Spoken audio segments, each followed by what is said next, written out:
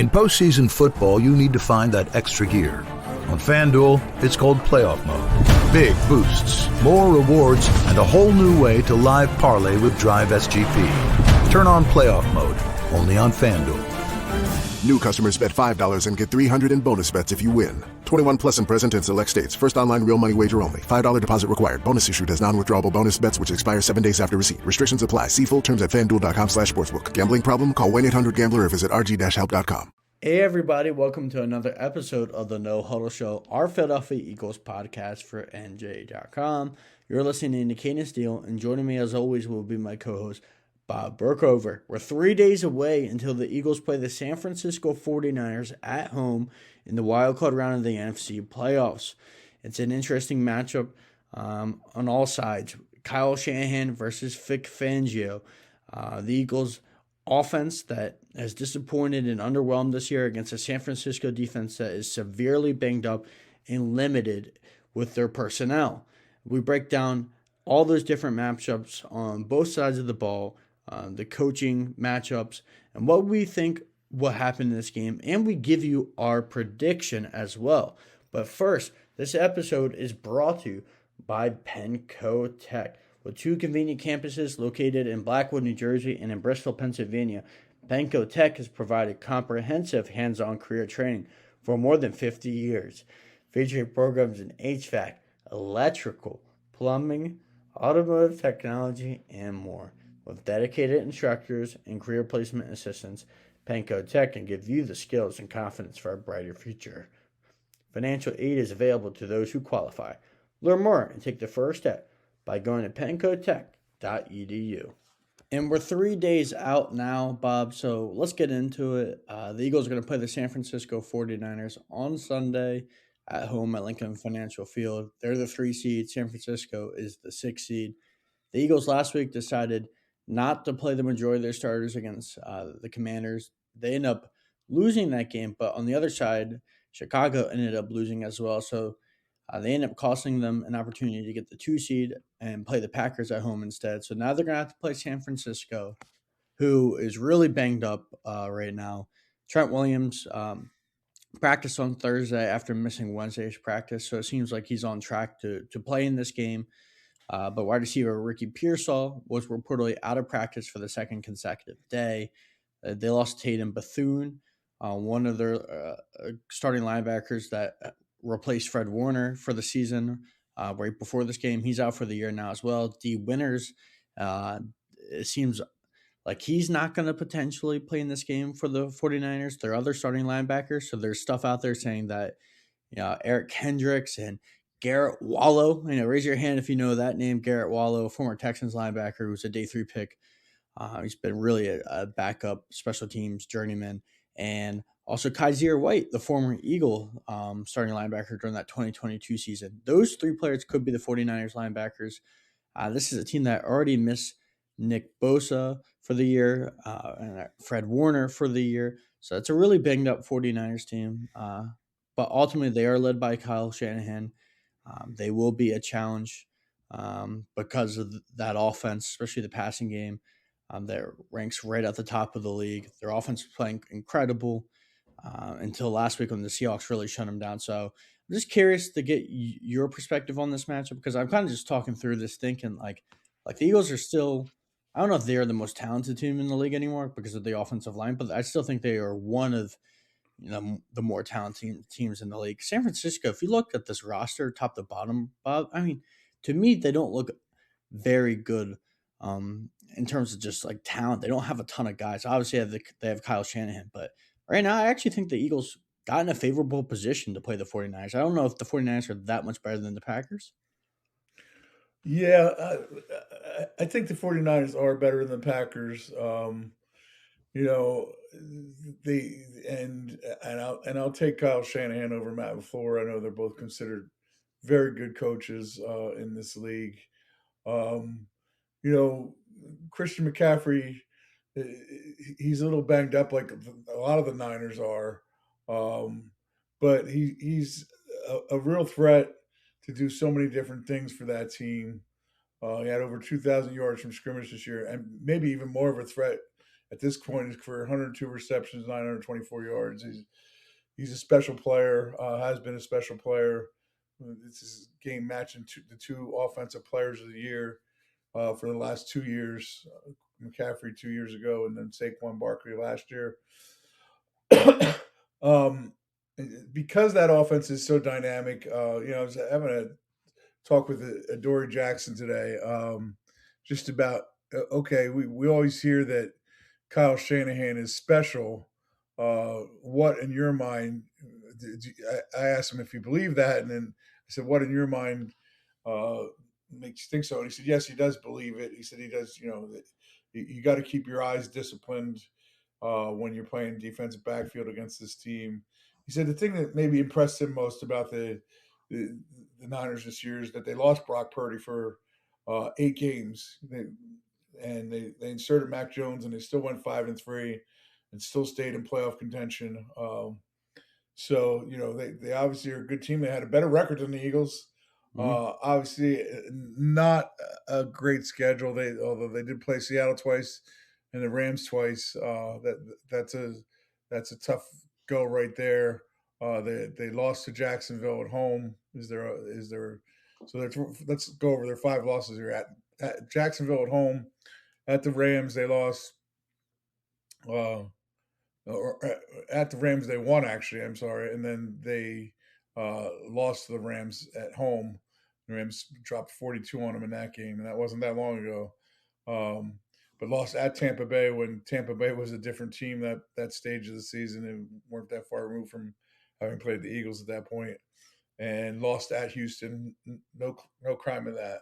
So you talk about those, and then they lost last game of season to Seattle. Where they only gave up 13. But there been some big numbers hung on the 49ers defense this year. They've allowed over 400 yards of offense, 1, 2, was it 3, 4, 5 times. So they've struggled on defense, which makes sense when you got a defense without Fred Warner and Nick Bosa, without your 2 best players. But this is it's a rivalry game too, because this team came in here 2 years ago, beat the crap out of the Eagles after getting the crap beat out of them by the Eagles when they lost Brock Purdy in the NFC Championship. This is renewing. This is the first time since teams have met since those 2 games. So there is some rivalry here. There's some history between the teams. It'll be fun it'll be fun a game to cover. We'll get into who we think is going to win in a while, but it should be a fun game to cover. And I don't think it's going to be a cakewalk for the Eagles by any means. I think the Eagles would have handled the Packers without Micah Parsons pretty easily, and because I just don't think they have as dynamic an offensive scheme or players. There are some players on this 49ers offense that are underrated anymore. But let's go to George Kittle and Christian McCaffrey right there. There's going to be his 2 biggest targets in this game. But you have some other players who are threats, and the one that comes to mind is Jawan Jennings. But the one thing I was talking to Adoree Jackson about today was, I said, so how different is this team? And that Niners team that beat up the Eagles, they had Brandon Ayuk and Deebo Samuel at wide receiver, and I don't think either player is what they were at that time 2 years ago, which is amazing how much things can change. But at that time, those 2 guys were as physical as any 2 receivers in the league, and the 49ers are not bringing that this time. Christian McCaffrey certainly is still a very physical player, and as is George Kittle. But it's going to be a tough game because the Niners are well coached and they have some real talent. And I haven't even mentioned Brock Purdy yet. I admire Brock Purdy. I think he's got a real toughness to him. They were 7-2 under Brock Purdy this year. Had a 100.5 passer rating. He can hurt you with his legs, and he doesn't take a whole lot of sacks. So it's going to be a fascinating game to watch. Yeah, and you mentioned the changes that have happened with the 49ers playmakers. I think it was fair to say that season they are arguably the most talented offense in the NFL. Brandon Ayuk looked like he was on the verge of being a consistent top 10 wide receiver in the NFL. We obviously know what's happened with his career now that he didn't show up with the Niners. He got hurt last year. And then Debo really regressed after that season. And it's turned the page at wide receiver. They're still decent there, but they're definitely not as dynamic. But I mean, the Eagles are also so much better in the secondary. In that game, the Eagles were playing James Bradbury and Eli Ricks. I mean, it was a rough go for the Eagles that afternoon against San Francisco. They didn't have the corners, the tackle to cover those guys.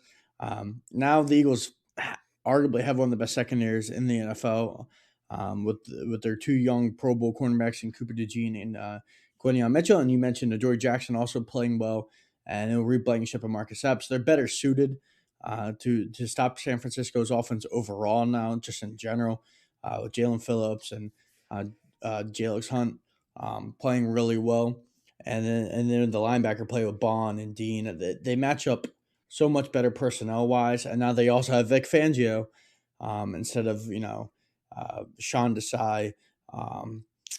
So they're in a much better position. I mean, Bob, correct me if I'm wrong. Is the week after San Fran or is the week after Dallas they demoted Desai?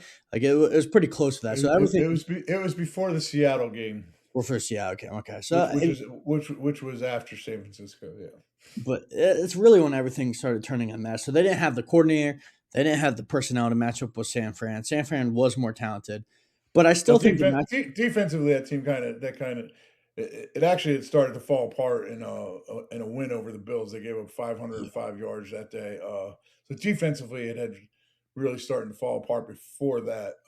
But after the 49ers beat them, at least my memory of the whole thing is like they were kind of the 49ers took something out of them that day. They, whatever fire the Eagles thought they had, that the 49ers kind of removed that from them. So Yeah, anyway, yeah, and you made that point already. It was the physicality, honestly, just from watching that game. San Francisco was so much more physical and tough, and like I don't think it's the same way now. But I think the biggest X factor in this game, the number one thing that I want to watch is Vic Fangio versus Kyle Shanahan. And you already mentioned Kyle Shanahan, one of the best play callers in the NFL over the last decade, not just as a head coach with San Fran, taking the two Super Bowls. I know they've lost them, both times, but they've had consistently one of the better offenses in the league since he's been there, especially the years that they're at least healthy and they're in contention. They're super dynamic and they're still going to be tough. They handle there, even though the run game with Christian McCaffrey has not been as good this year. They're 24th in the NFL in rushing right now, which is kind of surprising when you consider the talent of Christian McCaffrey. But they don't have the run game. But obviously, they still have the pass game. They have Kyle Shanahan. Now they're going to go against Vic Fangio, one of the better defensive corners in NFL history. You mentioned the eye candy stuff. I'll have a story out today that really talks about potentially why the Eagles do match up well with San Fran. And one is because uh, it's not just the talent of this Eagles defense, which is apparent at every single level, but also unlike the Eagles offense, I mean, this is a side of the ball that is sound fundamentally. They don't make a ton of glaring errors. I feel like they're always in the right position. They don't bite on a ton of stuff. Like occasionally they do, but for the most part, they're really disciplined, and that comes from Vic being really thorough and how he prepares his guys, how he gives them information that they're able to understand, so they're able to play fast and not overthink and get the most out of their talent. So I'm excited to see this chess match where Kyle Shanahan tries to do different things, tries to take advantage of certain weaknesses. Maybe he views Adoree Jackson as a weakness or Marcus Epps as a weakness. Even those guys, they've been solid. He probably views them as the potential weaknesses on the Eagles defense. I'm curious how he attacks them. I'm curious how Vic, has a response for Kyle Shanahan.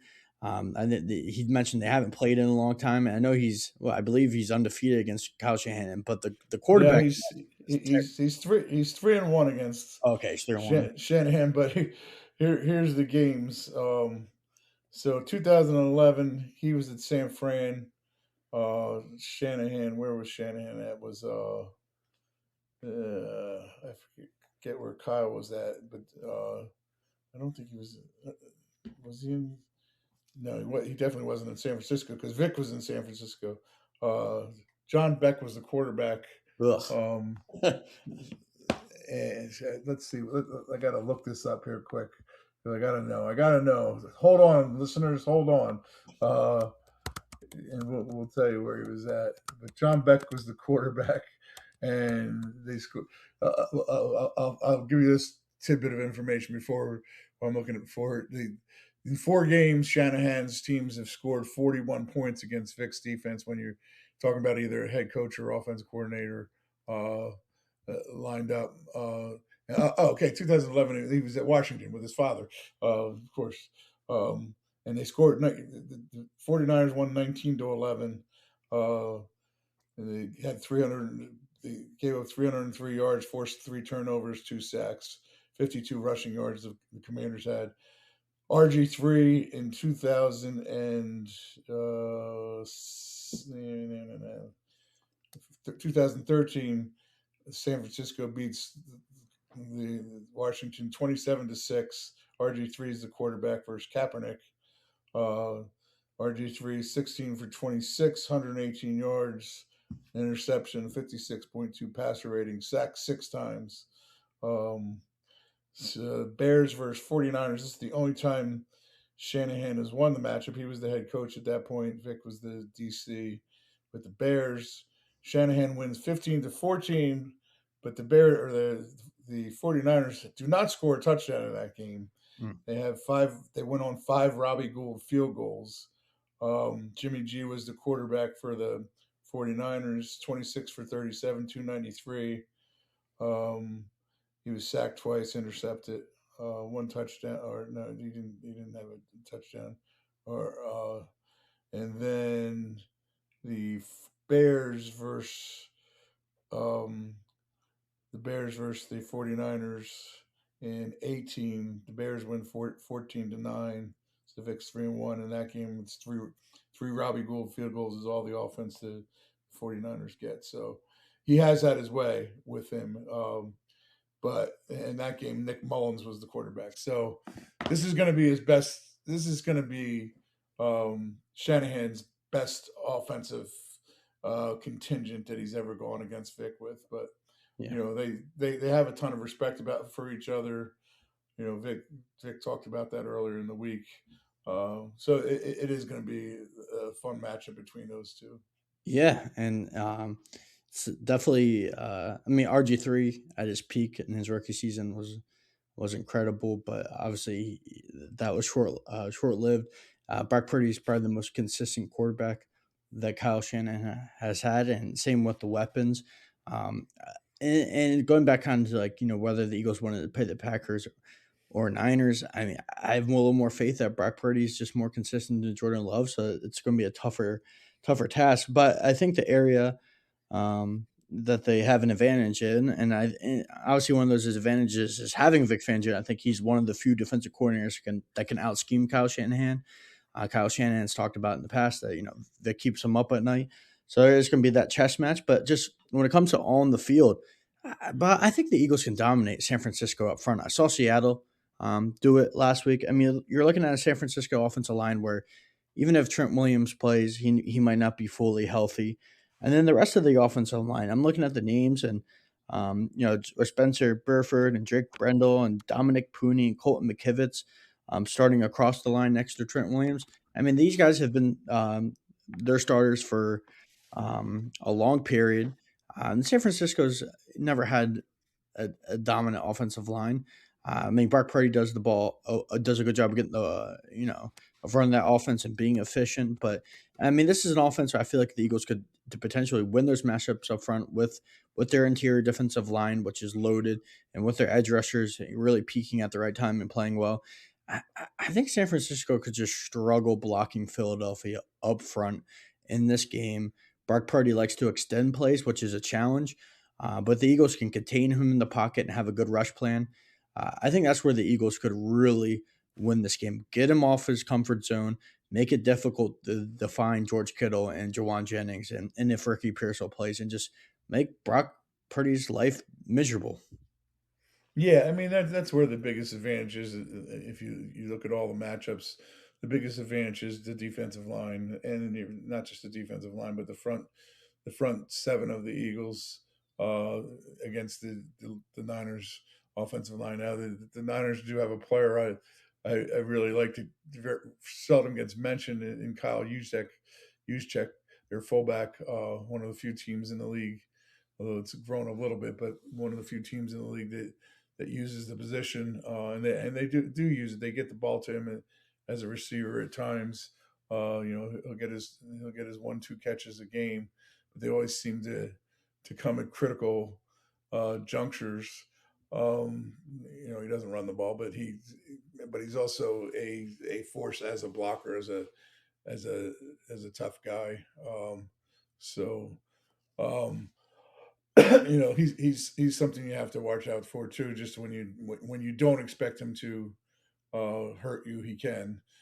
But the Eagles again, yeah, like you just mentioned, their big advantage is the, Jalen Carter, if he's healthy, it's a different defense, and it makes Jordan Davis and Moro Jomo better players. Um, the Eagles' edge rush has really picked up in the last second part of the season. It's a good front, and as you mentioned, they don't have a lot of depth in the secondary. They have depth on the defensive line. They have depth at linebacker. I think more depth at linebacker than any team in the league. But they don't have a lot of depth, so they do need to stay healthy in the secondary if they're going to win this game and make a run. But that's to me that's the biggest advantage. If we turn over to the offensive side of the line, the Eagles are going to have their band back together for the first time in a long time with Lane Johnson coming back. So that we'll see what that does for them. I'm sure they're hoping that it opens up the run game some for Saquon Barkley. And if I were the Eagles, that my run game would also include two other things. It would include Jalen Hurts design runs, a few more of those than we've seen through most of the regular season, and it would also include some Tank Bigsby mixed in. And maybe we do see that with Lane Johnson back. I think Cam Jurgens had the quote of the week, and I asked him, I said, well, how nice is it to have the band all together? He goes, well, if we were a band, Lane would be our lead guitarist, standing back there with his shirt off and his 8-pack showing off. And so it's nice to have that guy back, and that's pretty much how they all felt. With Lane being back on the practice field, he hasn't practiced full yet this week. Friday will be a big day for that to see if he does practice full, and we get the injury report, today. So we'll see if he's part of that, and that'll be a big deal for the Eagles if he is. Yeah, yeah. And just you mentioned earlier the theme of honestly both games, 2023, San Francisco out physical and out dominated. The Eagles, even up front, they were just way more physical. Then 2023 NFC Championship game in a month prior, the Eagles were so much more physical in that game. They knocked out Brock Purdy early. They couldn't really just handle the physicality and the skill of Philadelphia's front. They tried blocking Hassan Reddick with a tight end, which led to Brock Purdy's injury. I do think this is a game where, I think San Francisco is still a little more finesse than physicality, especially with the injuries that they have had to some of their best players. And I think the Eagles can dominate up front.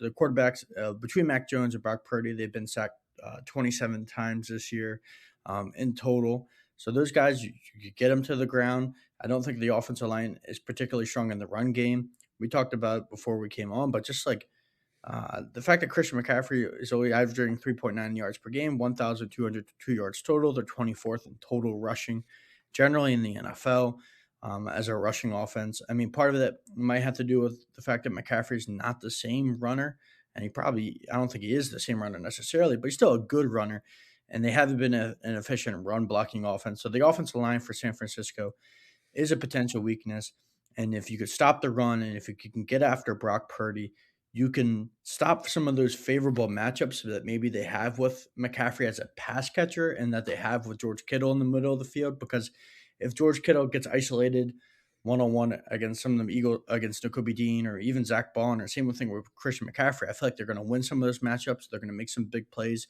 especially if Kyle Shanahan uh, is comfortable and he knows his quarterback is clean and he can scheme up a lot of different things.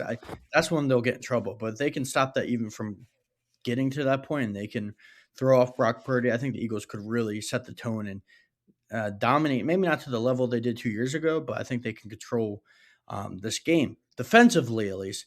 And that's on offense. We talked about San Francisco's defensive injuries, and you would think this is a game that the Eagles should really get going on offense, and maybe they'll get the ground game going with that element of Barkley and Hurts, and maybe even Bigsby. Maybe they can get the passing game going against a secondary. If we're just being honest, it's kind of mediocre. Statistically, they haven't done that well this year, and just talent-wise, they don't have a ton of great personnel. I mean, generally, the San Francisco's defense just doesn't have a ton of personnel. But this is an Eagles offense, Bob, where the offensive line has struggled all year. You mentioned Lane Johnson coming back. That will be significant. He will help. You can at least feel good about your tackles and Lane Johnson and Jordan Mailata. But Cam Jurgens has played poor for the majority of the season. Same with Landon Dickerson. Tyler Steen. I think he's been fine, but I don't just generally this interior offensive line has not been very good. And then there's questions about the play caller. So who knows really if this could be the week that the Eagles offense gets going. I mean, because it doesn't matter how much the defense does if you can't score any points on offense. You mentioned those past Vic Fangio games where there's a bunch of field goals. I mean, the Eagles can't. Vic Fangio can hold them to a bunch of field goals, but maybe they'll end up. This is a game where they could lose if their offense just doesn't show up. Who's the 49ers best pass rusher? Bryce Huff. I can't believe we waited this long to mention. Oh my god, he's got 4 sacks, which is tied for the team lead. it's pretty bad. 15 QB hits. Well, the Eagles leaders only got 6.5. So that's the great J.O. Hunt, who he may be the first player ever to lead his team in interceptions and sacks. He's had a decent year. He's had 15 games, 8 starts. He's had 4 sacks. He's had 6 tackles for loss and 15 QB hits. He's for him, he's bounced back some. He certainly had a better year than he did with the Eagles last year, but it's just not an intimidating pass rush at all. Without Nick Bosa. Nick Bosa is a game changer, and they do not have another game changer on that defensive line or in the defensive front. They also lost Mike Williams too, the rookie first round pick as well. So that was one of the, and again it tells you how fast things go by. Javon Kinlaw was, besides being in a scrum with Big Dom, was also quite an intimidating force. And we haven't mentioned yet that Fred. I don't think we did. The Fred Warner's not in this game, and the Niners are holding out hope that Fred Warner might be able to play at some point again this season. But even when Fred was playing this year, I don't think he was the same Fred Warner superstar All Pro that we've seen in the past. He's just not that guy anymore. But he's still a great player. But he is getting toward the end of his career. Yeah, and credit to the Robert Saleh for being able to do anything with this defensive kind of mashup that he's been working with this year, to be able to have some games where they've been competent and have found ways to win. Because this is a defensive in room that you said Bryce Huff is their leading sack getter. Then they have Keon White, who they acquired, I believe, like right before the season, and Clelin Ferrell and Robert Beal, and then they have their interior defensive line is just it's made up of rookies and very underwhelming NFL players, and the linebackers are super banged up. Like Eric Hendricks was like one of my favorite linebackers to watch, when I was like in high school. Eric Hendricks hasn't. He was decent Dallas a couple of years ago, but Eric Hendricks is 33 years old. It was good when the Eagles played the Vikings in the NFC Championship, but that was That was a decade ago now. So Almost a decade. Yeah. I mean, and like, a yeah. decade. Yeah, and he was awesome, but I mean, he's 33. Garrett Wallace played like barely any NFL snaps, and it's a secondary that has some rookies in it, some second year players that are unproven. Like, I mean, Robert Sala's done a decent job for what he's working with, but um, you would think the Eagles would be able to take advantage of this, even with the offensive line injuries, where they haven't been able to run the ball because the interior has been pretty bad this year. But I mean, you would think that AJ Brown and Devontae Smith and Dallas Goedert could win some of their matchups, especially Devontae and AJ outside 1-on-1 against the San Francisco secondary. Maybe that's enough. Like, I'm not expecting coherent, consistent offense from the Eagles because they haven't shown us all year. I mean, they've not been a good rushing offense. They've not been a good passing offense.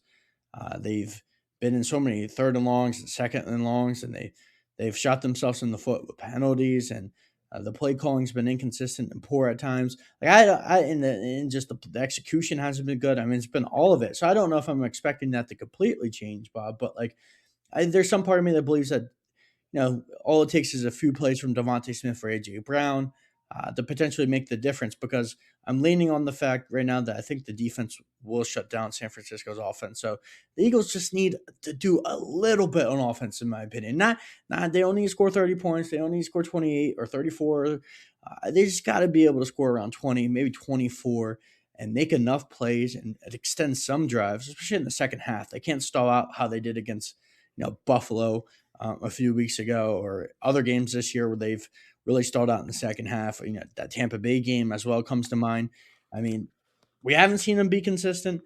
Are you confident enough, despite all the issues on offense, the injuries on the offensive line, the questions about Kevin Patula's play calling, just the honest fact that we haven't seen it yet? Are you confident enough that offense is good enough, even though, or to take advantage of San Francisco, even though San Francisco's defense is not played well consistently, and their personnel is not very good?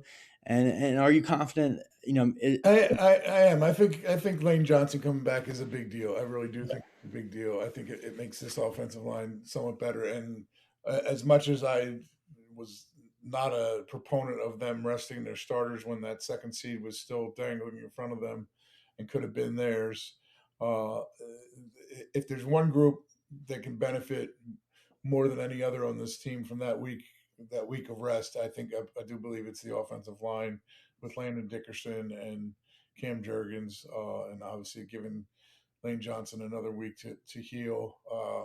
And I honestly believe Jordan Milano. Well, I know he did. He's basically he's said it out loud. Jordan Milano felt that way as well. Tyler Steen he's the youngest of the bunch, so he may have been the only guy that didn't really need it, but I'm sure he appreciated it too. I do think that the offensive line being rested, it really helps. I know Saquon talked a lot on Thursday about his matchup with Christian McCaffrey. They're friends but they're also competitors. Knowing Saquon, the, the the competitiveness in him is going to come out here wanting to be the best running back on the field. I actually think the Eagles' offense is going to go out and have one of their best showings of the year this week. I do. I don't. I just feel like there is a confidence there with this team and this offense going into this game. Yeah, I do. I believe that.